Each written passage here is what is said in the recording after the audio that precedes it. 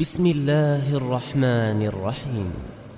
تبت يدا أبي لهب وتب ما أغنى عنه ماله وما كسب سيصلى نارا ذات لهب وامرأته حمالة الحطب في جيدها حبل من مسد